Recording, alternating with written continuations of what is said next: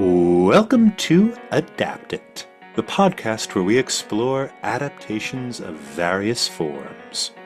I'm today's host, Tom, and with me is... Baz? Today we'll be discussing Taming of the Shrew from circa 1590, 1592, around there.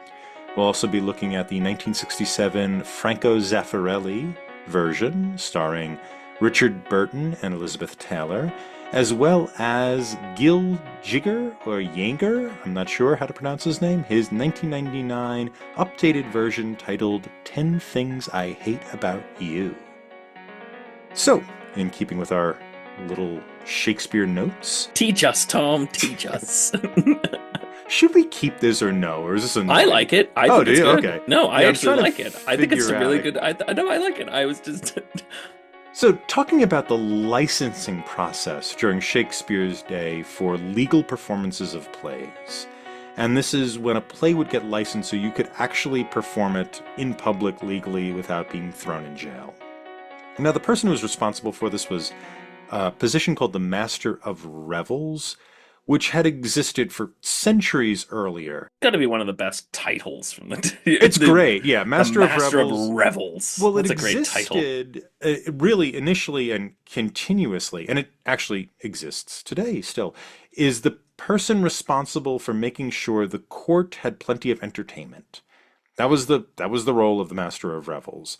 And this was more or less the same thing until about Henry VIII, who funded the position much better, wanted more plays, and even hired an official costume designer to be at court. And after Henry VIII dissolved the monasteries, the office where the Master of Revels worked moved into the Blackfriars, which was a Dominican monastery, a former Dominican monastery, in southeast London, I believe. It's in London. This would later be where Shakespeare performed plays in the winter. It was the more expensive theater. But in the 1540s, this is when the Master of Revels, this is where they moved into. And yeah, and so the most famous Master of Revels was Sir Edmund Tilney, who was in that role from 1579 to 1610. And he convinced the court to give him the legal power to censure plays.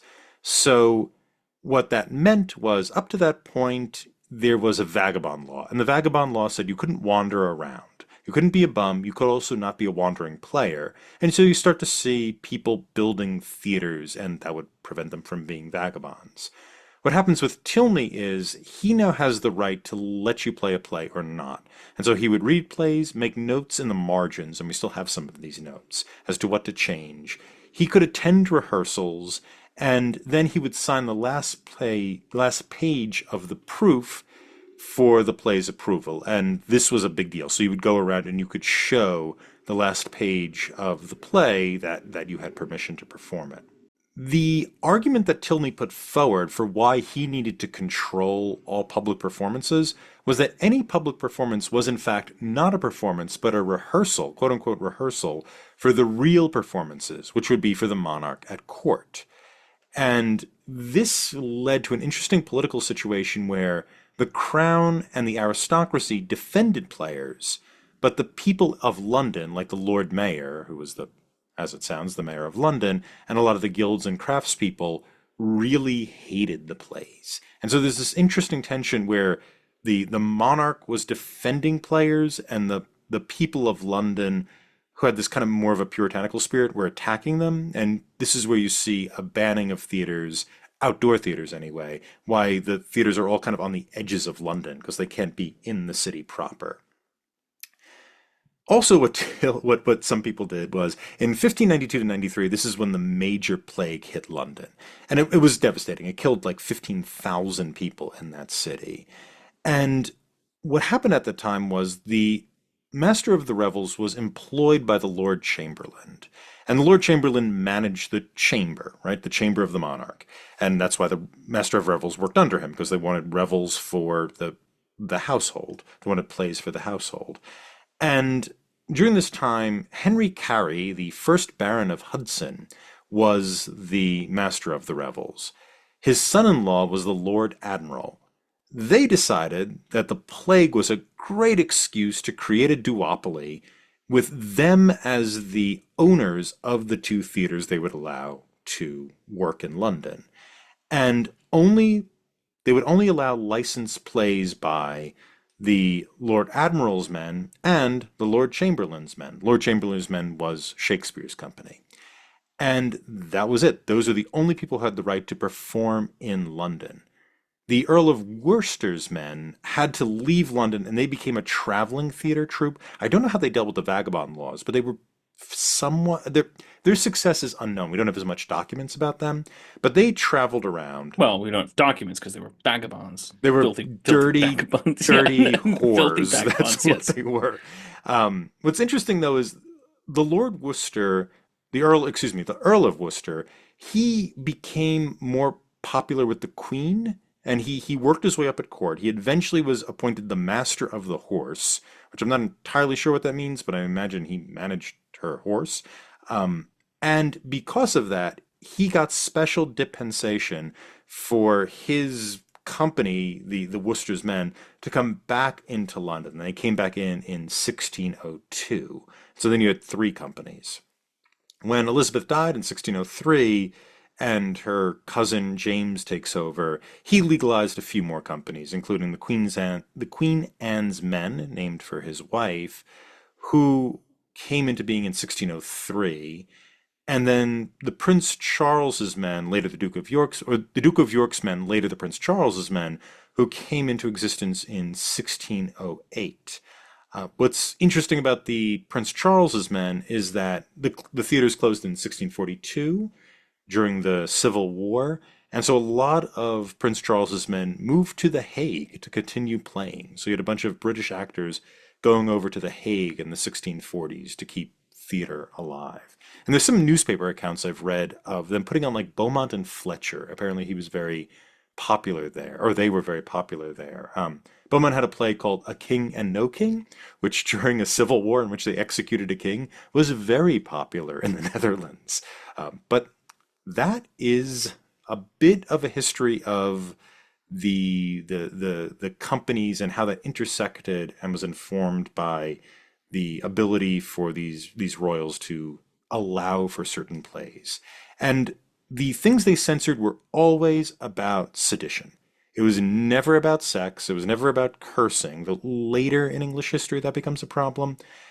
It was not about, certainly men dressing up like women. Nobody cared. It was do not say bad things about monarchs, which makes a lot of the history plays very interesting because sometimes you have bad monarchs and you have to say bad things about them, but you have to be very careful not to say bad things about monarchy itself. We should do one of Tom teaches. Um, KJ, can you do a little music thing for? yeah, a little for Tom teaches. And it can be to like Schoolhouse Rocks. They would do Tom teaches. Do they have anything on like what the rehearsal process was like? It I wonder was if there's during, anything. yeah, well, it was early on during the day. I know that much. And they usually, because you had to have a play going by usually either 2 or 3 o'clock, because that's when everybody got out of work. So you had to be prepared for then. Typically, you would work on new plays and then rehearse old plays as well, because things were in rep. So you kept balancing plays out there. A lot of the Like how scholarship. many? How long did they rehearse a play? Like Oh, play before they go days? down. Oh, I don't know. I Like don't know off the days? top of my Weeks? head. Yeah, I was just curious. I don't know. Um, Yeah, that's I that's would, why I think it would be interesting to yeah, see I would like if think there's material in days. it. Yeah, I would think days, but I haven't seen a lot of material on how long a rehearsal process would last. Um, how quickly plays would get to. That's another thing. How quickly a play would go from commission to actually having a text in Yeah, hand. I wonder. Yeah, I'm just Yeah, curious, like that's interesting. Yeah, we'll look into that. because I know they Excellent. have that in like Shakespeare in Love, but I don't know how accurate any of that is because I Yeah. don't know how Yeah, much I he mean, was they just would making that up. rehearse in the space. They would rehearse with a prompter. They would review old plays. That was another thing that I found interesting. They're constantly reviewing old plays because certain things come back into fashion, and they always have this sort of rep system. And so and the rep system seems to be maybe not organized around theme, but organized around what the other company was doing. that they worry were popular. So their rep was basically formed by this duopoly of they're bouncing off each other, going like, "Oh crap!" They're it's the same system that produced Dante's Peak and the volcano movies yeah, yeah, and the exactly. ants in A Bug's Life. So that was still going on then. They Yeah, basically it's going just on all the time because, yeah, well, I guess it's Chaucer and Boccaccio also, but no, but that was more Chaucer just stole from Boccaccio. yeah, That was wasn't they weren't released at the same time. They were released at separate they times. were He yeah just separate stole it. separate centuries and Yeah, he languages. just Yeah. stole it. Hmm. But anyway, let's jump into that next time. Rehearsal processes. Yeah, I think that'd be fun. Okay, so let's start off with Taming of the Shrew.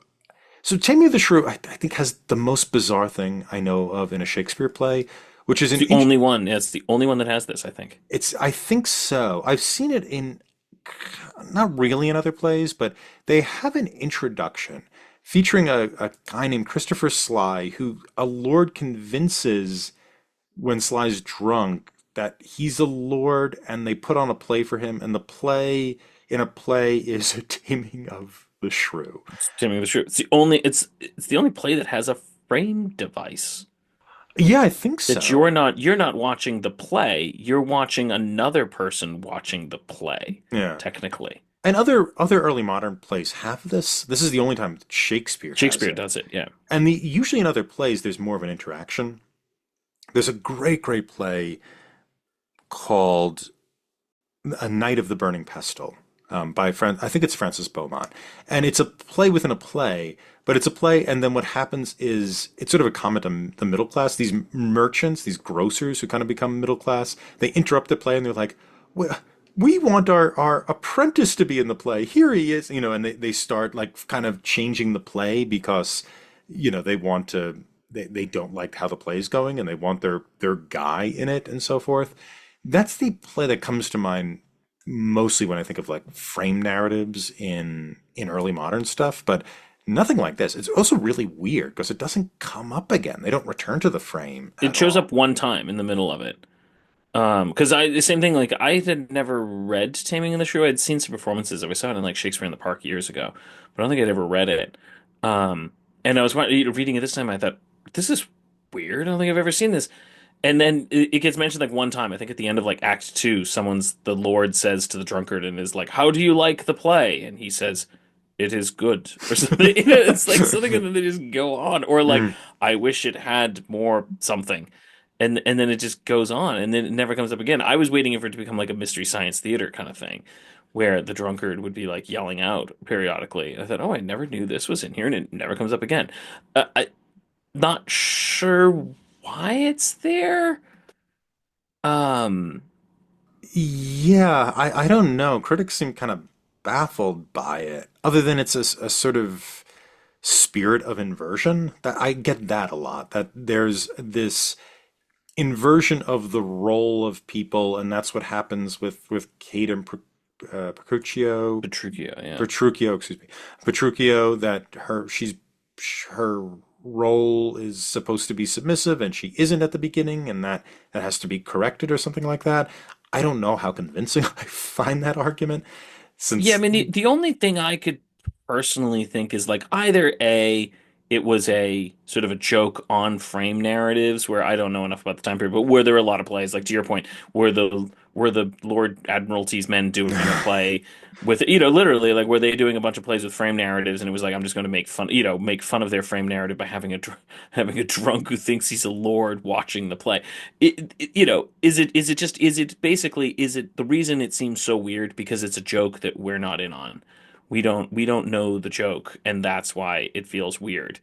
Um, but there's no way to kind of comment on that other yeah, than I maybe. don't know. I haven't seen a lot of frame narratives. They sort of inherently have it because usually at the end of these plays, people would just get up and dance. There would always be a jig at the end of these plays. So there's Well, sort they of also just have like the give us our hands if we be friends. Like they always have some character often comes out and gives some sort of speech to kind of close it off. So there's still some sort of usual breaking of the illusion kind of thing. But yeah, but again, it could just be like literally this is the kind of thing like, did the Lord's Admiralty's men have on the same day or the day before a play in which some lord wakes up and goes to watch a play, and Shakespeare stuck this thing in here because he thought it was funny to make fun of the competitor's play.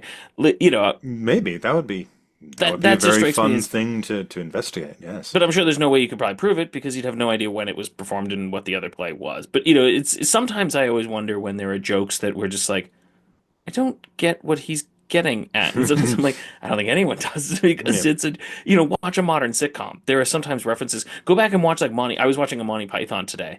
There's like one thing where I'm like, obviously there was a joke at some point earlier in this Monty Python episode with like shoes because they keep getting phone calls and everyone keeps taking their shoes off and saying like 9.5, and then they put it back on again and then they get back. I'm like, okay, so obviously there was some joke somewhere else about calling for shoe sizes, but I have no I have no idea what the joke is. So the joke is not really very funny, but I sense that there's something there I'm supposed to get. So I don't know. That was one thought.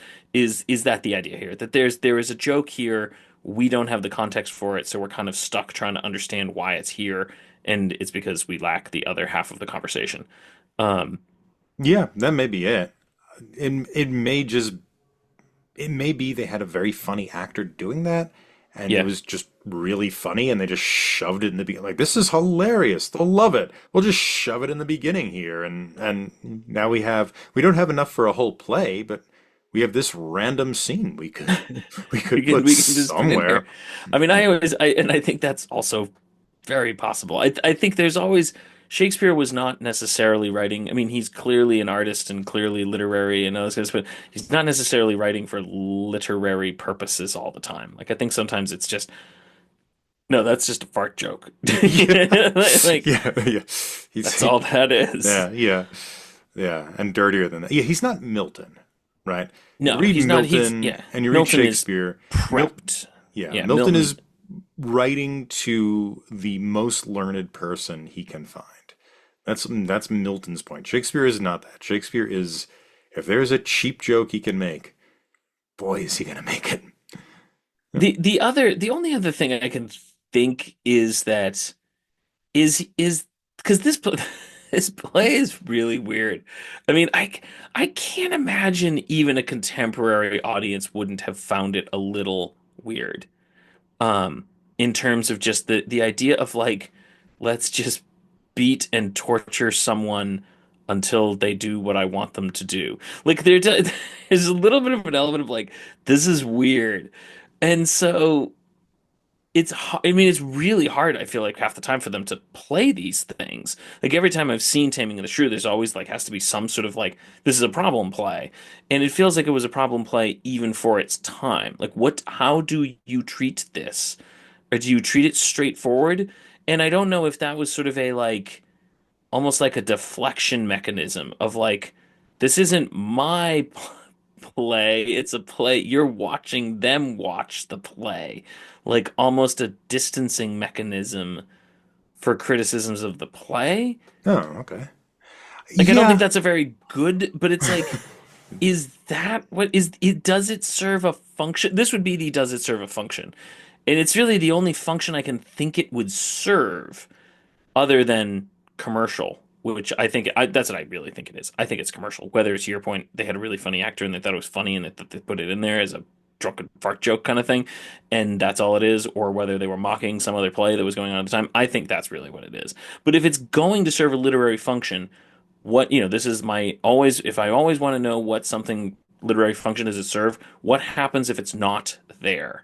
The only thing that happens if it's not there is you don't have a degree of separation. And was the idea this play needs a degree of separation? That's the only thing I can think. Literally, that's the only function I think it could perform. I suppose so. I tend to. So I think this gets to the play itself and the central themes of the play, which transitions us well. But I think it depends on how you take the play. Do you take the play literally? Like, here is a woman who is beaten basically into submitting, and her last speech is a literal, straightforward, all women need to submit because our husbands care for us and are in charge? Or is there some sort of irony to it? There's no way you could I mean, I don't even think you could take it seriously then. Like I don't know enough about the culture, but you can see, I've read enough Shakespeare plays. I know enough moderately about the culture. Like I don't even think they would have taken any of this to that extreme, especially since they have a woman queen. Like there's no way they would have really taken this that far that they would have thought any of this was straightforward and normal. I agree.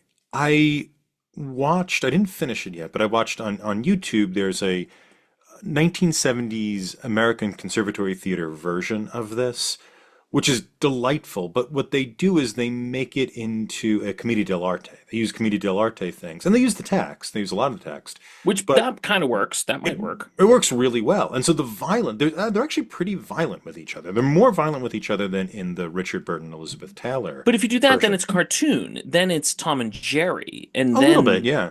yeah, if you're doing Tom and Jerry, maybe that kind of It's works. really funny. Watching them fight is really funny, and he's very violent with her, and she with him.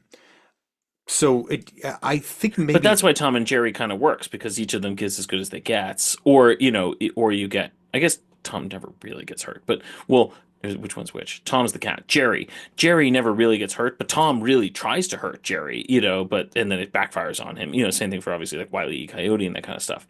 So, you know, maybe if you turn it into a cartoon, I think if it's a little larger, first of all, I think it has to be larger than life, and I think a little bit of slapstick is built oh, it's into that. extremely slapstick. Yeah, Yeah, this yeah, is and I very think yeah, slapstick. and so the commedia dell'arte angle for that particular production allows that slapstick to come out, and it works really well. Hey, The other thing, there's another Tom teaches moment. You should do one on Commedia oh, dell'arte. commedia We have to do that dell'arte. before we have to do that before we get to tragedies. It doesn't work Oh otherwise. yeah, yeah, that's true.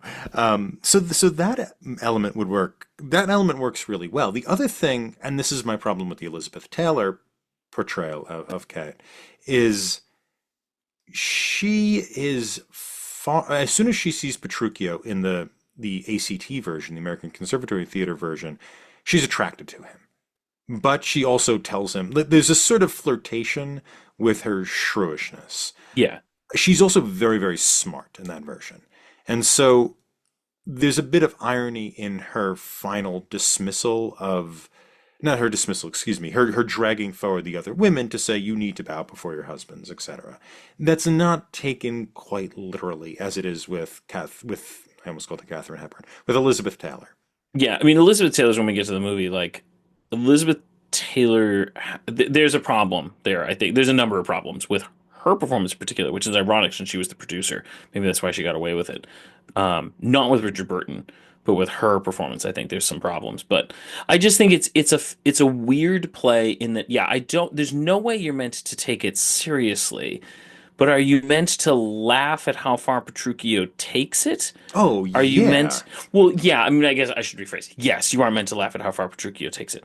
But are you meant at the end to feel bad for Catherine that she is sort of subjected to this, or are you meant to sort of like what are you laughing at? Like I know there's lots of things to laugh at, but are you laughing at him for being so boorish? Are you laughing at her for being so stupidly subservient at the end? Or are you laughing at just the general melee of marriage? Like what exactly are you laughing at the end, right? At the when he takes her to his home, or No, in at the very the end when he end. returns. I think we all know I what you're laughing at when he's at the home. You're yeah, laughing at, watching her who, to be fair, she is shrewish. She is she's really unpleasant. Like, mhm. she is an unpleasant person. And that's, how do you address that? Well, either, she ends up an old maid, or in this case, he wants her money, so he has to fix the problem. So, okay, we're gonna watch this sort of situation of him kind of doing all of the absurdities that he does. Okay, that's what we're laughing at there. I understand that. But at the end, how are we supposed to respond Well, to her speech? I think this is my problem with the Elizabeth Taylor choice with her choices. is I think there's supposed to be a bit of irony in it. Yes, I mean, it's I would think so. so over the top and so kind of, Sycophantic. yeah, but it's also, I mean, this is a point like Harold Bloom points out with this play. It's a means of managing him. She knows how to manage him now. Yeah. It's you put on this show. Oh yes, it is it the moon or the sun? Oh, it is the moon. Oh yes. Oh, I'm sorry. I thought you said it was this. You just say yes to whatever he wants, and you get whatever you want. And so I think if you play it straight as Elizabeth Taylor does, where you say, "My God, how dare you women not listen to your husbands when you Yeah, come that forward?" doesn't It work. It doesn't just work at looks all. stupid. Yeah, if she comes out and goes, "Okay, I I need to be married because like this is I'm sorry, this is how this society works. You're the daughter of a wealthy person. You need to get married. There's nothing else for you to do." If that's the case, then being shrewish is kind of socially destructive, but also being completely subservient is that doesn't work either because we don't want her to be that. So in the end, I think it has to be this kind of ironic sort of wink to the audience thing. And plenty of actresses have played it that way. They sort Yeah. of wink to the audience like, now here it is. And I think there is a certain sense of now I can manage him. Now I'm out of the situation because her home life sucks, right? In the end, she's much better off. Her home life sucks. If you play it that way, if you play it as she basically, I mean, again, this is where they could have made it work. If Richard Burton is just a drunken ass, which he is would probably in real life too, but in the in the movie, then she just that's why I kind of actually the moment I did like what they did with her character is when they had her sort of like helping the servants and being like kind to the servants and getting them like nice clothing and like kind of sort of being like, hey, you know what, you can be respectable too, and like helping around the castle and this sort of thing of like, hey, she's sort of seeing how his lack of leadership, I guess, is sort of what's going on there, is affecting all of his servants and his thing. And so she's going to say, okay, I'm going to step in and sort of add this element here. But and then basically be like, okay, I'm just going to tell him yeah and give him his booze and let him go drink it, go get drunk and enjoy himself. Then it's just dark, but that would make sense, but that isn't what she does. It's the weird. Yeah, it doesn't work. You It's a mean weird Taylor, not Taylor doesn't because that last scene just doesn't work. I'm like, there's no way you're meant to take me seriously. You're literally dragging your other wives by the ear, and and yelling at them. There's no way you're meant to take that last speech seriously. no. I think it's utterly absurd. I think it's absurd. I think it is. Yeah, it's supposed to be ironic. I think it is this woman has figured out life. I think what you see here is this is the last nail in the coffin for not the last nail in the coffin, that's a bad metaphor. It's the pronouncement of how she has figured out how to live. Yeah, Because she can't be in her father's house. She's first of all, she's utterly destructive there for no reason. There's not nobody's done anything to her. She's just vicious. And it's a problem for her father. It's also so she's not like going to go get a career. It's medieval Italy or wherever it is. She can't do anything else, so she has to at some point deal in a marriage market. And when she does, she enters kind of a state of responsibility. As you said, the helping the servants look more presentable. And she's also figured out how to deal with this kind of drunken lout who like whatever, like she gets out of her parents' house, she gets some kind of responsibility in the home, and she figures out how to deal with this dude. She just says, yes, that's a fair maiden. Oh, sorry, no, that's an old man. You do that, let him drink. let him drink, let him have his time. But yeah, and that would have made sense to me, but it's not what she does. It's not her choice, no. She gets halfway there and then she does something different. This is why I do think that I'm personally convinced that Much Ado About Nothing is his apology for this because Catherine should be that character like that. That's what Catherine should have been is sort of this shrewish but clever because she is. This is why I also don't like I guess we've kind of transitioned into the movie at this point, but this is why I also don't like the the Elizabeth Taylor version because she's psychotic. Like, especially in the beginning, like she's literally just like smashing doors and like smashing instruments. Like, yeah, she's supposed to be destructive, but I feel like she's more witty. She just She's strikes me as very more, witty she's more in the witty, text. yeah, in the text, whereas this, she's psychotic. I mean, this is at this point it would be like, yeah, we commit her to an asylum, and I don't know, and I don't know what the equivalent would have been, but they probably did have something for the mentally insane. Yeah. I don't know what the Italian medieval Italian equivalent was, but there was probably something. Yeah, I was And thinking of so Bedlam, but that wouldn't yeah, I be mean, I'm thinking Bedlam, but that would be, and that again, would be this is England. Yeah. Shakespeare, so Shakespeare could have just he transports lots of Yeah, English yeah, institutions into yeah. Italy. That wouldn't have stopped him. So he could have just had her go to Bedlam. I mean, that's the truth. She should be in Bedlam. She's insane. When they show her like fighting with Bianca, Bianca's like, no, oh God, no, oh God. She's literally like, oh my, what is she doing? This scene has been going on for 5 minutes. It sounds like she's literally ripping her hair out. Like they would have put her in Bedlam. There's no way that that character would would be kept in the house. You wouldn't have kept them. And so, whereas in the text, the Elizabeth Taylor, the text, yes, she's shrewish, but she's funny and she's harsh and she's just sort of mean, but she's not beating people and like smashing them with chairs. And Yeah. it She was kind of smashes the guy with the lute. with the loot, You get yes, that. which that's fine. I Mm. get it. It's the like, But it but also then happens off stage, right? He yeah, it comes happens. on with the lute, or. Yeah, and that's funny. It's not. It doesn't come across as like. I mean, literally, when I saw the Liz Taylor version, I'm like, it literally sounds like she's murdering that person, and I know that's what you were going for, but it doesn't work. That's not what the character is. The character is supposed to be funny and charming and funny and just shrewish, which is why it works in Much Ado About Nothing when you take that same character and do something different with her and let her be her sort of self and let that character come through. That's why I think it was an apology. I think he realized that he tried to do that with Taming the Shrew and it didn't work. And too many people went, yeah, when she gets to the he showed her. Like, And that's not what he wanted. and that's not what he Yeah, wanted. That I was not agree. the point. And I think, but it's too easy to read it that way. He had more faith in his audience than he should have. That's what I think is going on in this play, is ultimately he had more faith in his audience and he thought they could see how stupid all of this was, and they didn't. And so and so he just is like, oh, I gotta do this character right. I have to remake her So he made in Beatrice. Yeah. to make Beatrice, I have to remake her properly and let her show through the way she was supposed to show through. So that's why I think it was an apology to her, because in the Elizabeth Taylor version, I don't know what that Richard Burton I really like. And actually, to be fair, she gives a good performance. It's just psychotic, but she gives a good performance.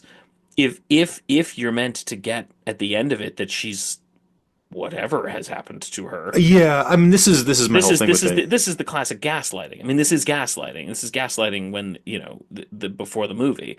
But that's what's going on here, and before it became a term that everybody started using, which was annoying because as someone who knew the movie before and knew before everybody started using the term, but that's what's going on here. The like, it's not the moon, it's the sun. It's not the sun, it's the moon. You just convinced you tell everything you say is correct. That's what he's essentially doing here. And I think that you're not supposed to cheer for him at the end, but no, she does. She makes you yeah. do that. Yeah, I think she's the wittier one, and she's regained control. I like your theory that Beatrice is the redeemed Catherine. I think that works really, really, really nicely because they are very similar. It's just what you have with Beatrice is she is able to show sympathy for her for Hero, right? They give her those scenes where she can help and be warm and generous. Um, it's interesting though watching the play without seeing the Kate actually literally beating people up off stage for seemingly no reason, it also works a lot better, right? Yeah, Because you like the you said, she play doesn't works a come lot off better. as Yeah. yeah, she doesn't come off as crazy. Because you're right, Elizabeth Taylor comes and she also comes off as like a little dumb, right? No, Like she doesn't seem very smart. yeah, she doesn't She seem to know literally what's comes going. across as the like, I'm going to stare through this window sadly. Like, Yeah. there's this like thing where it's like, lady, like what have you been doing for the last 40 minutes? Like some of those scenes just come across as weird as she seems perplexed by her situation. And it's like, I think you should know what's going on here. Like you should know the situation you find yourself in. He's a lot of fun. I will say, I think the one He's great. yeah, the one thing, the choice of laughing all the time, he has the same laugh that got a little repetitive, but other I than don't even that, know if I notice. yeah. I don't know if I noticed. Oh, I Yeah. guess he does, He yeah. does that But a lot. That was the one thing that, but otherwise, yeah, he's great. He's a great pig.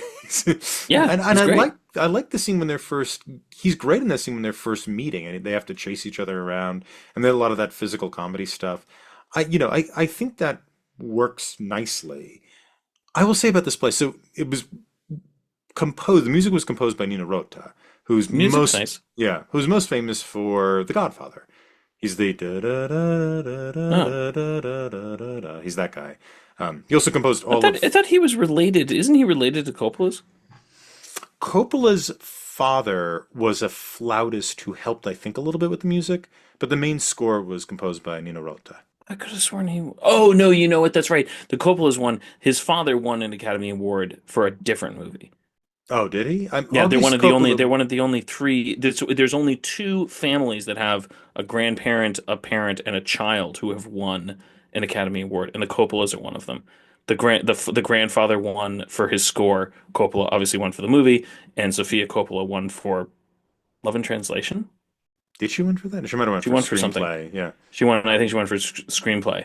And there's only one other family that has a grandfather, Houston's, a father. right? The Houstons, very Walter, good. John, and Angelica. Very good. So that's the other family. So the only two families. So the Coppola's grandfather has won an Academy Award for score, but he didn't win it for. Okay. So anyway, sorry. Yeah, Go. he contributed to it then because I know that the theme that everybody knows is written by this guy.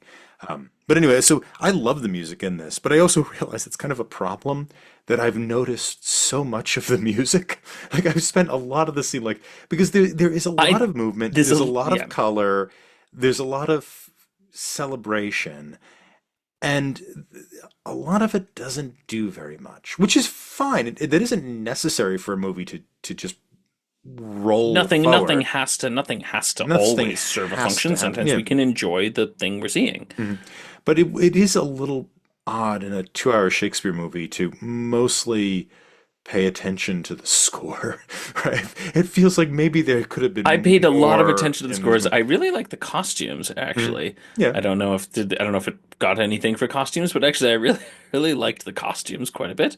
Thought they did a nice job with that. Like it had good production values, and I liked Richard Burton. I didn't like Elizabeth Taylor's performance. Yeah. No, I agree. I didn't. I liked her father. I think he was Yep, fun in he it. was good. And I like Michael York. Michael York's fine. Which one's He's he? he's oh God, what's his name? I get the Lucencio. Oh, Lucentio. Yeah, Yeah, he's fine. I mean, it's not much of a role, but it's it's a very okay. boring. Having played it, it's a very boring role. It's a very boring Um, character. well, Uh, that's why I loved the one with the old man who's one of the suitors. Uh, which reminds me, we should have done Two Princes. We should have done the song Two Princes. oh, okay. Do you What's know the song to? I don't know this do you song. know the song? No. Oh, well, okay, well, I'll sing it later. Okay. Um, it's Verve Pipe. Verve Pipe's Two Princes. Oh, I don't know it. Oh my gosh, you do. You'll know it. Okay. Look it up later. You'll know the song. One, two, princes here before you. Dun, dun, dun, dun, Oh, dun, that's dun. what they're saying in that song? Yeah, Da, da, it's Taming da, of the da, Shrew. da, da, da, da, Yeah, da, one, da. two, princes here before you. Oh, I It's had about Taming of the no Shrew. idea he was saying that. I Yeah, can't make out the lyrics at all in that oh song. yeah, it's about Taming of the Shrew. Oh. It's a direct Oh, I thing. had no Yeah, idea. one of them has money, and your father will be so happy, and one of them has titles. and This is that's before you. Let's yeah, get together. Da, yeah, da. that whole song. It's about, I had no idea what that man is saying in oh yeah, that yeah, song. it's I've heard Taming of that the a Shrew. That thousand is, times. oh, go listen to it. It's Taming the Shrew. I knew it It was is called. I think I knew it was called Two Princes. I'm like, I have no idea why the song's called Two Princes. I should look it Yes, up, and it's then called Two Princes because didn't. he's the third prince. He's the one who doesn't have titles. He's the one who doesn't have money. But he's is it Verve? Oh, it's Spin Doctors, not Verve Pipe. Spin Spin Doctors. Okay. Doctors. Okay. But yeah, Hmm. I actually resorted to going to the internet because I was like, it's not Verve Pipe. They did Freshman. And I was like, I Yes. gotta know. Oh. I was like, I gotta know the name of it. Yeah. So yeah. Yeah. But anyway, No. that is what it's about. It's about taming the troop. So I was like, we should have done the We one. should have done that as an adaptation. Yeah, the one has diamonds in his pocket. The one said he wants to buy you rockets in his head. Yeah, so like you marry him, your father will condone you. It's all about it's taming the shrew. Oh, okay. Um, but wow, we got off the tangent. Oh, the old man. So the old man, the one who's I just love him because I love his voice because he's the one who starts talking in Chimes at Midnight. The we have heard the chimes at midnight. Oh, And I just love. he's Master Robin Shallow. Yeah, I love his voice, and Oh. he's in this one as the old man. I Oh. think he has that very piping voice that I quite enjoy. Yeah, but that's another of these Commedia dell'arte things. He's like the Dottore in Commedia dell'arte would be an old man suitor who's like misaligned with the Amora, with the female lead. That's what like if you just you gotta that's another like you gotta crank it up with the Yeah, this is a speed. cartoon. I think you're right. Yeah, This is a cartoon. hmm That's where it works. It works as a yeah. cartoon. And so if you're watching beautiful costumes and listening to beautiful music, it's You missed it. fine, yeah, but you've missed the pace. Yeah, It's a different thing, and it seems like Richard Burton is the kind of one person who's like, I'm not going I to play a got it. I human being. understand. Yeah, I'm going to yeah. I'm play. going to play Baloo the bear, and like it's Yeah, and he does this. That's what he's doing, and it just works. So maybe that's what it is. He knew what he was in, or maybe he was too drunk to know what he was in. But yeah. he was. Well, I thought the both of them had produced it. They both sort of went. They bought it out. Oh, I didn't know that yet. Yeah, and they were both kind of working on it. And I think she'd never done Shakespeare before, and they reshot on her insistence a lot of scenes because she felt she wasn't really getting it. But whatever. I think that was their kind of passion project. And then they're a year out of Romeo and Juliet when Zaffarelli really blew That's what I was everything wondering. up. Was this before or after This Romeo and was, I Juliet? It's the only think, thing I've seen. It's the only thing I've seen of his. Is that well, Romeo you and never Juliet? seen Jesus of Nazareth, the 18-hour long Oh, I've seen that so many. I think Romeo and Juliet was 68, so I think this is just before it. Yeah.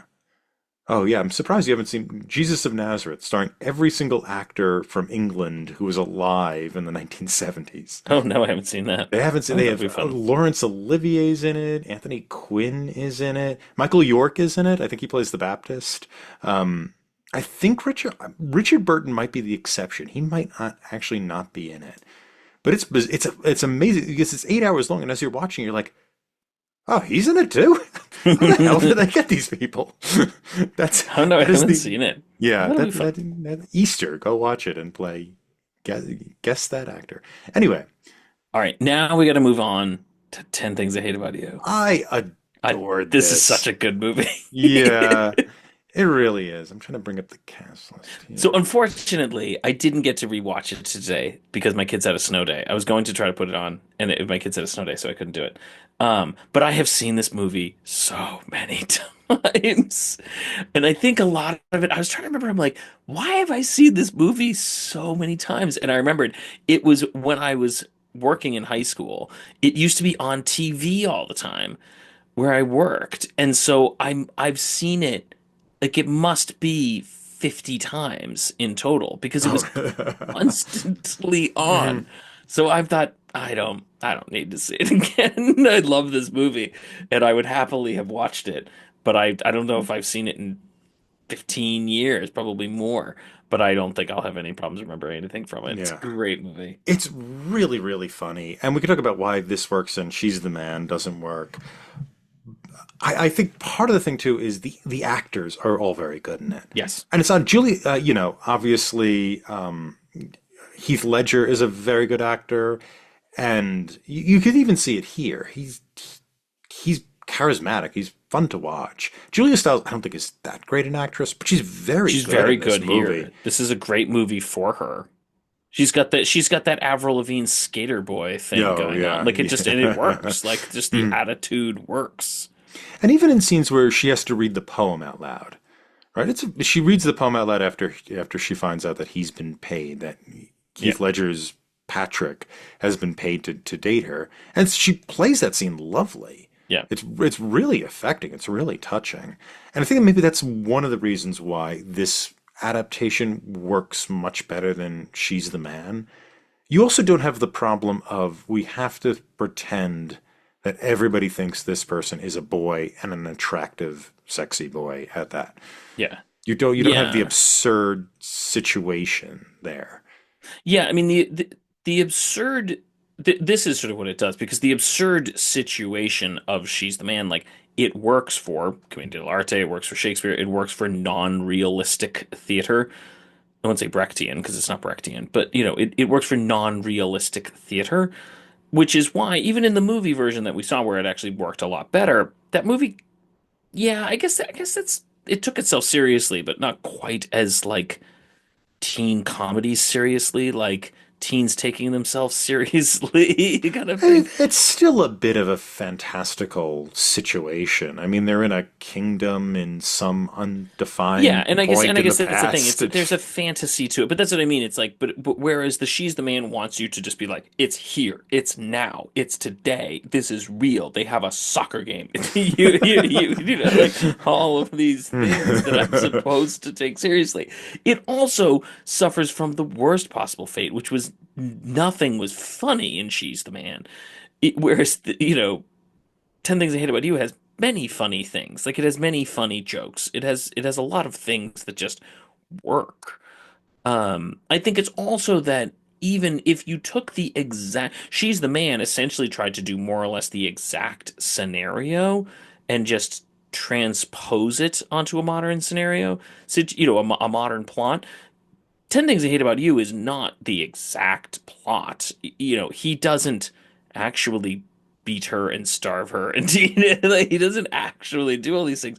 Petruchio isn't actually paid money to do these things. It was sort of hey, what if we took some things, the idea of a daughter who is particularly sort of shrewish and difficult to get along with, and set it up that people want to date the younger sister. Okay, let's put that in a high school situation. Let's take the foreigner who's moved in here, put him and have to deal with her shrewishness and deal with it in a modern sense where he can't starve her and beat her and do all these kind of things and just ignore everything that she says for a while until she finally submits to him. So we won't do that, but we'll sort of take the scenario, set it up, and then let it run in a good modern scenario with good clever jokes that you don't see coming. And it's not a direct adaptation, certainly. Like She's the Man would be a more traditional, would be a more direct, faithful adaptation of Twelfth Night, and I see. I stopped myself from saying that. It's It, and it is a farming train wreck. Like it is so bad. yeah. Whereas this is clever and funny and sort of offers opportunities for good, solid jokes. It's a great movie. It is a really it's aged pretty well. Yeah, the music obviously hasn't, but you get the point. I It's not really would disagree with you. I have the music on my phone. I listen to okay. it every day. Okay. You Fair enough. gotta be cruel to be kind in the right measure. It's on my phone. I will. It's on Yeah. my Spotify Mhm. playlist. I have Yeah. numerous songs from it. It's a I'm perfect very. song for this plot. I have numerous songs from this movie on my Spotify playlist. Yes, so much of this made me laugh too. I mean, first of all, the and Joseph Gordon-Levitt's very good in it. Yeah, But the so much teacher is funny. Like the I like the high teacher, school yeah, teacher. Like, he's they're all like Allison Janney as the principal is cat. really funny. I love it was Bratwurst in your dreams. No, that's ambitious. That's because he's like, oh, you flashed yourself. She's talking to Heath Ledger's character, and she's like, "You flashed the lunch lady." It's like, "I was just joking around. It was Bratwurst." And she goes, That's ambitious. Yeah, she's really, the teacher. I like the gym teacher who Never have. Is that the don't have sex ever? Is that? Oh no, that's in Mean Girls. That's in Mean Girls. no, the gym teacher's guy. He gets shot with the arrow, and he's doing detention, and he's like, and he sees like, your eyes look red. Do you have weed? All right, I'm confiscating this. And he's walking back, and he sees somebody with chips, and he's like, I'm These confiscating this two. too. Yeah, these two. Yeah, no. uh, yeah, and I love the English teacher is also really funny. Um, Yeah, I like him. Yeah, mm, I think he's one of my favorites. Just the like, get out of my class. yeah. Like, Mm, but I think I still got. I always credit this. I'm pretty sure my SATs had the word tumescent on them, and I'm like, oh, I hmm. got this right because of this movie. Oh, Because I'm pretty sure okay. that's one of the it's one of the synonyms that's used for engorged. What's a Oh. synonym for engorged? Like tumescent. Like, Mhm. oh, okay. Um, yeah, I just think this movie just has a lot of very funny things. And it's not an adaptation per se, because they just sort of took the names. We're like, we're gonna make it Patrick Verona because Petruchio's from Verona, and Kat Stratford because she's from Stratford. And I'm like, or Stratford upon Avon. I'm like, you know what? I don't care. It's just a good movie. Yeah. Yeah. No, it functioned. Another favorite line of mine was he's asking Bianca, Patrick is asking Bianca about the sister, about what she likes. And she goes, no, no, she's not a Katie Lang fan. That indicates she's not gay. Uh, Oh and there's man. also other like little details in it too that were good. Like when Julia Stiles sees her sister wearing the mother's pearls, the mother that walked out on them, Yeah. gets really angry at her for a moment. And then later in the movie, you find out that she had in ninth grade slept with the guy who is attempting to date Bianca. Seduce. Yeah. Yeah, Joey. And she says, "Oh yeah, it was right around the time Mom left," and blah blah blah. Like, oh, there's this whole thing going on in the background, and they're not putting it in your face. They're just letting this little bit of depth hang out there, and they're not going to deal with it directly, but it's there, so you can kind of get a lot of her Yeah, we motivations. don't have to have her cry. Like her crying scene is about, her crappy poem, not about Mom gave me those Yeah, flowers, like you those don't do pearls. that. Yeah, it's like, Mm. no, we didn't need it there. Then, yeah, just let it sit that this happened and relatively recently, although for teenagers 3 years is a long time, but this is a relatively recent event. Um, yeah, Yeah, good movie. I yeah, got nothing else. I literally got nothing else other yeah. than it's a good movie. I mean, we can keep But talking about good lines in it, yeah, I'll but give another one. When they're asking people if they would date Julia Stiles' character, and he goes, maybe if everybody's gone and there are no sheep, are there sheep? are there sheep? Oh, good. So yeah, I suppose that's it. If you're going to adapt Shakespeare, don't do it literally. Just get the spirit of it and find some good actors It and go works for it. really well for O. It works wonderful for O. O is a modern Are we cinematic doing O? masterpiece. Because We're not again, doing should we do it? O. Are we not going to do a bad tragic? Are we doing a Should we do bad a bad? tragic? We probably I should have a bad tragic. You want to, audience, please vote if one. Maybe we should do O just to talk about how it doesn't work. But I think we've got like Othello. I don't want to drop Othello. I don't want to drop like No, Verdi. something. Yeah, we don't want to drop something magnificent for O. What else do we have? What do we have But that's for? the question is why? I mean, I don't know. Is O the more attempt to do a direct adaptation, essentially? I think it is a little. It is because you have Is that its really failure? absurd It's things. trying to do the she's the It's man thing. also, yeah. I mean, it's also O has its other problem, which is it's really hard to do teenage tragedy. And I don't mean in the sense of like Romeo and Juliet is a teenage tragedy, but teenage tragedy in the sense of I'm going to make a movie with a bunch of teens geared towards the MTV audience, and we're going to make it a grand tragedy. I don't think an MTV audience does tragedy. They do irony, they do eye roll, they do that kind of comedy, but I think that it's just the wrong tone, right? Like Yeah, tragedy no, I requires think you're right. something Yeah, I can't. grander than that. And I think like this is, this isn't particularly grand. It's two teenagers start to date. That's it. Those are the stakes that somebody will go on a date. I think you need to lower the stakes with teenagers just because they're not complicated enough. Teenagers just aren't complicated enough to deal with like losing it all. I mean, that just becomes melodrama. Well, that's what I always say. Romeo and Juliet is. That's Yeah, always and, my and maybe that's it's a always problem with Romeo and Juliet. Yeah. that's my criticism. That's my problem with Romeo and Juliet. It's not tragedy. It's melodrama. Yeah, I think that's fine. I think I like the play more than you do, but I think that's probably why of the, like you say, of the good tragedies, It's it's his worst of his good plays. It's the the least worst. It's good the of the good. worst of his good plays. Yeah, Still a good play, but it's the worst of them. yeah. So if you've got another 12 plays that I could choose from that are good. Well, I mean, if you think of Romeo plus Juliet, which is really tragedy for the MTV people, right? With Yeah. Claire Danes The and Baz Luhrmann one. Was it yeah, Baz Luhrmann? Is that his name? Baz Luhrmann Yeah, was yeah, the yeah. director. Yeah, I don't think that movie works at all, but people love it. People adore that movie. The only moment in that movie I really like is when he sees her through the fish tank. I really like that moment. I really like the music in that moment. I like how that moment works out with him seeing her through the fish tank and kind of going around the fish. I think that actually works, but I think it's the only moment in that movie that I does work. think doing the Queen Mab speech as taking acid when they're dropping either Oh yeah. dropping acid and they do the Yeah. Queen Mab speech, I think that works as well. That's actually pretty good. Hmm. But a lot of it's just trash. Yeah, it's really frenetic and real. Yeah. The energy is all over the place. But it's a beloved movie. People really like that movie. I don't think.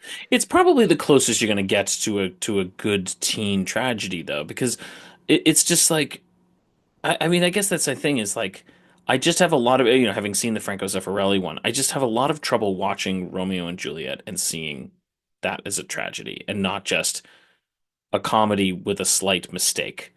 Like that's essentially what it is. It's just it could be a comedy if only a few things had gone right. Yeah, That is not the sense that you should get from a tragedy. There is no sense that Hamlet would be okay if he just hadn't stabbed Polonius.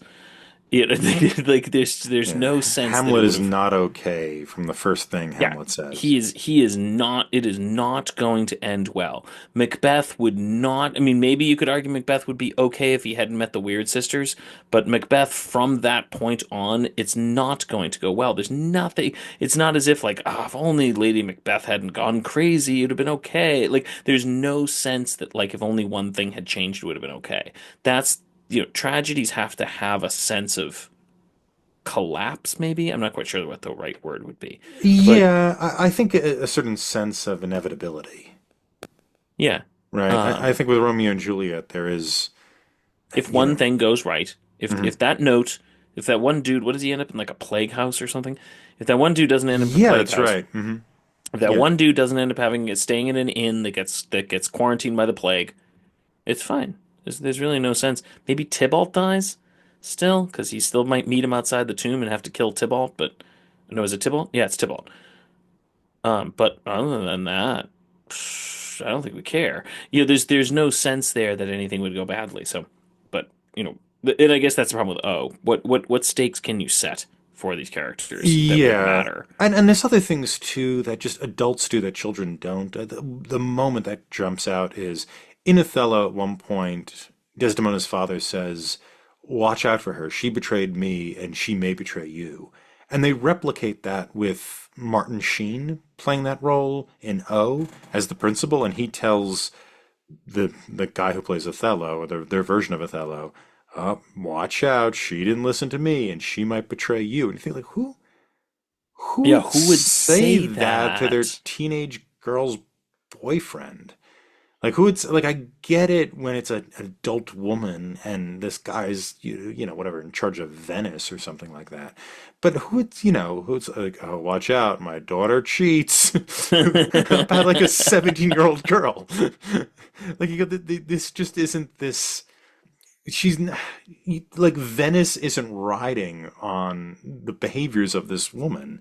This is a high school. It just doesn't, people don't do this because it doesn't matter that So much. has anybody done, I mean, other Romeo and Juliet, people obviously do as teen tragedies because it's supposed to be a teen tragedy, It even though it's is. really melodrama. But has anybody ever done, is there, I can't think of any. Has anyone ever taken a Shakespeare tragedy and done the sort of she's the man, 10 things I hate about you type of thing with it? And then have like a And had sort of it work and had redemption it thing. work other than I mean O has tried it and it failed. Has anyone done like a Macbeth one? Lear would be really hard to do. Well, actually, we're going to be doing one. It's not teen though. We're going to be doing a Macbeth, which The diner one? the diner one, which has a happy ending. Sorry to ruin it for you, but Ooh. oh, sorry. But that one is a tragedy that doesn't take itself seriously. It's just kind of a spoofy version of Macbeth, so it's interesting in that sense.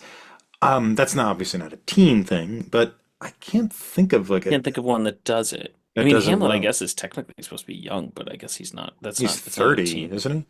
Was that always supposed to be? I think they mentioned it's expressly that he's after his boat ride where he meets the Oh, I pirates don't and all remember that. that. Oh, I okay. think he comes back, he's 30 at that point. So Wait, he's not, why he did Shakespeare ever whined, do that? Why did he ever put the pirate thing there anyway? yeah. We'll discuss that one later. Yeah, but I think yeah, that's why Hamlet's so kind of, it's so like, my God, he's 30 years old. You stop complaining. Just do something. Do it. Just do whatever you Yeah, need to do. yeah. Um, But no, I can't think of one. like teen tragedies. I just don't know Teen what. tragedies. But there's teen tragedies. There's just not teen tragedy versions of Shakespeare That's what I mean. Yeah, that I don't work. know And if I that mean, would work. I yeah, wonder. Yeah, I feel like Hamlet could work because you can imagine Hamlet as like a goth kid who, gets involved in something like that. I could see that being a potentially working. Or I could see the framework for how you would do it. I don't know if it would work, but I could see the framework there. I yeah. Because can't imagine it. what are you gonna do with Lear other than like some senior who's leaving and he makes some other kids the captain his senior year? Like, what are you gonna do? Like something like that? Yeah. You'd be like, wow, this lacks stakes. He just has to Just to make it through graduation. make it through graduate or even just the football season or whatever. You have to make it like, this lacks Yeah. gravitas. Mhm.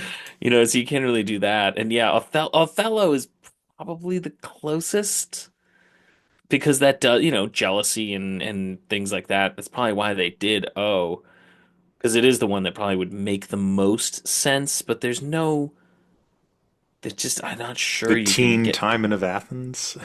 I just read Time of Athens. It's not bad, but It just nothing. It's not dramatically interesting. no, there's nothing really happens. It's a Yeah. series of speeches. It's like a Platonic dialogue.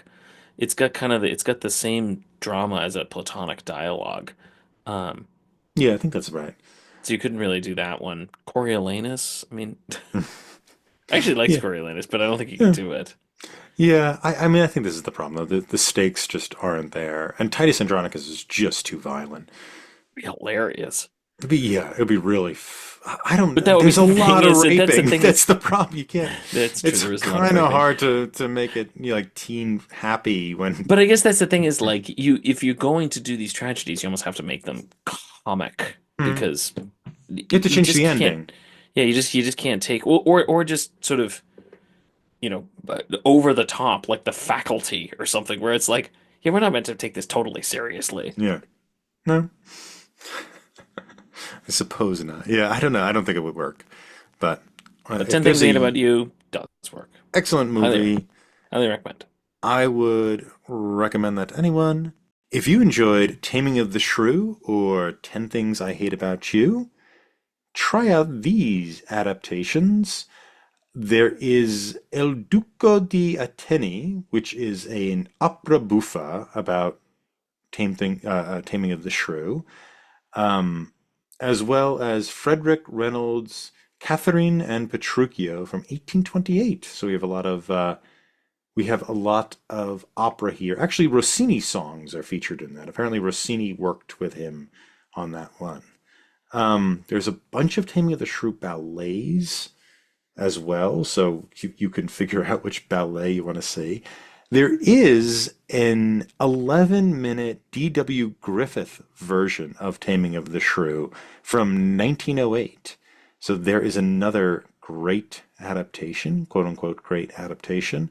An F.R. We didn't do Bank. a silent Shakespeare. We didn't do a We silent didn't. Shakespeare. We should have done the 11-minute Taming of the Shrew. We could probably do it 1 week of silent Shakespeare because most silent Shakespeare is a few minutes long each. I Well, can't I saw a imagine. collection Yeah, of them, and like I saw one for King John, and it was all that survived was a scene where he sits on a throne. It was 2 minutes long. Um, so yeah. Uh, you have also the Sam Tyler's 1929 Taming of the Shrew, starring Mary Pickford and Douglas Fairbanks, which is the first sound adaptation of any Shakespeare play. So that is there's that, which actually took lines from David Garrick's version of it, which we'll discuss 18th century versions of Shakespeare because they're really fascinating. But some of that is in that movie, and there are also other versions. There's a 1912's version starring Norma Shear, so check out that as well. You can rate and review this show anywhere fine podcasts are available. For those viewing in YouTube land, if you haven't already, please like this video, subscribe to the Talking Studios channel for all our exciting content, and follow us on social media at Talking Studios. Check out other shows by Talking Studios, including Talking Pictures Trivia, where we explore movies through trivia, Keep Making Movies, where we explore micro-budget films, Limited Lexicon, where we play through text-based adventure games, and Get the Point, where we slowly reveal a movie poster and try to guess which movie poster it is. Got a question for us? Call the Talking Studios hotline at 201-467-8679 and leave a message. It may be featured on a future episode. And if you haven't already, please subscribe to Adapt It, wherever fine podcasts are found. Join us next time when we discuss As You Like It, the play and the Kenneth Branagh film from 2006. Wow, Talking Studios. Next week we'll be discussing As You Like It. Pat, if you could play one role in this play, what would it be? well, I was in this play, so I did have a role in this play. This would be the play that I have performed in more than any other play that I was in because I did 15 performances of the show. Uh, Okay. so I don't think I've definitely have not done 15 performances of any other play that I was ever in. So maybe Gypsy, but that was painful. So this is my I know this play very well. In that performance, I played Orlando. Orlando's fine. He's kind of dull. Um, I think I would be a good Duke. I think I could do the Mhm. Duke. I would like to play both the Dukes because I think it's always double cast, right? I don't know Yeah, I if think that's they're the twins. they're supposed to be. Well, I don't know if they. I mean, I don't say they're twins. They're definitely brothers. Oh, But maybe I think not. they're always double cast because they're never in a scene together. They clearly are intended to be double cast. So I would pick the Duke. I like the Duke. What about you? Yeah, I would definitely be cast as Charles the wrestler.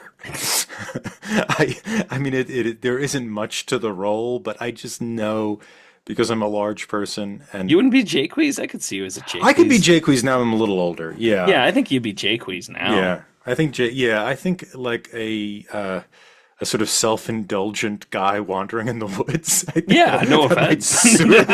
It's a great role. Yeah, it is a very good role. I really love that role. And that tends to be the role that people want, that males at least want. Yeah, it's like playing Puck in Midsummer. I've never really understood people's obsession with Puck in Midsummer, but I do get people's desire to play Jaques because he's got great monologues. Yeah, he does have great monologues. And so that would be fun. I think as I'm aging into Jaques, even though I started off, I think as Charles. Yeah, like if you did it in the Red Feather Company, right up in Yeah, I didn't Red Feather, Massachusetts. Yeah, had I been in that play, I'm almost certain I would have been Charles. But that is very possible. that's very possible, yeah. But I think, yeah, I think Jaques would suit me. That would be a nice little position for me.